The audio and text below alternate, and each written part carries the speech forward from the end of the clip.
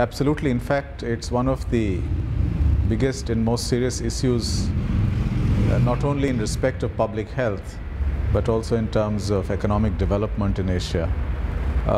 Almost 90% of Asia's wastewater is left untreated and is allowed to go into water bodies, and both surface water bodies as well as underground water bodies, and is responsible for putting pressure on freshwater resources because it pollutes the available fresh water. So this is a very serious problem, and unfortunately both governments and the private sector are not addressing it with the kind of seriousness that it deserves. The fresh water is limited. It has been limited for thousands of years. It's the same fresh water. There are more people today. There are more people living in cities. There are more people living a different lifestyle with higher incomes. So in a sense, Asia's success is also responsible for the socio-environmental crisis in Asia today. Largest users of water in Asia is agriculture. Almost 80% of fresh water goes to irrigated agriculture. That's where there is the maximum inefficiency, and that is where governments really need to focus, so that if you increase the efficiency of water use in agriculture, you get more water for industry, energy, and domestic use. Recently, about a year ago, there was a very interesting study done by the Water Resources Group, which is an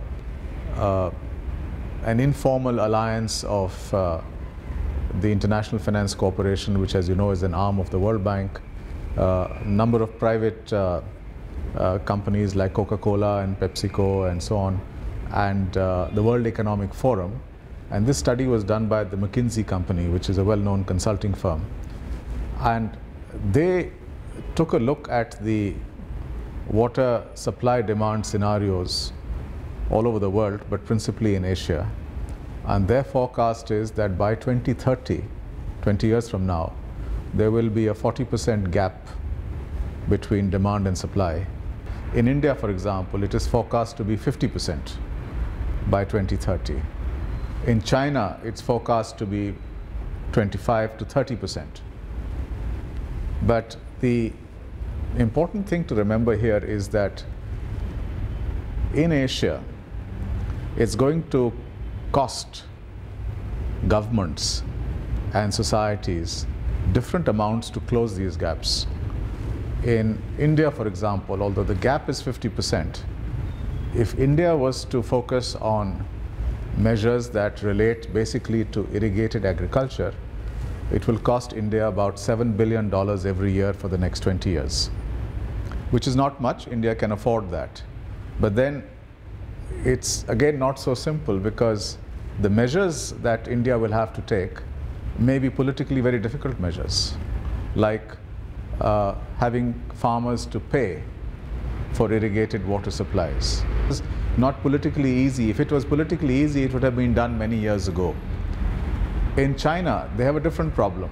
Although China's demand-supply gap is likely to be only 25 to 30%, the forecast is that it will cost China 4 times as much as India to close that gap. Why?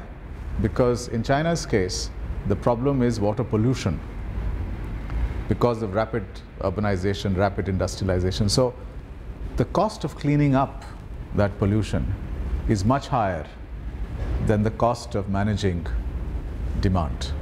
So that's why I believe that governments must now look at a whole menu of options to close the water demand and supply gap. Otherwise, this will become a big drag on economic development and on social development. It's much more difficult if you were to take desalinated water from the coast inland. Then the costs go up because you have to pump water all the way inland. So there's a different solution for coastal cities and a different one for cities which are inland. Cities which are inland, both China and India, will simply have to adopt one policy, and that is you have to manage demand. You have to increase the efficiency of water use in your cities.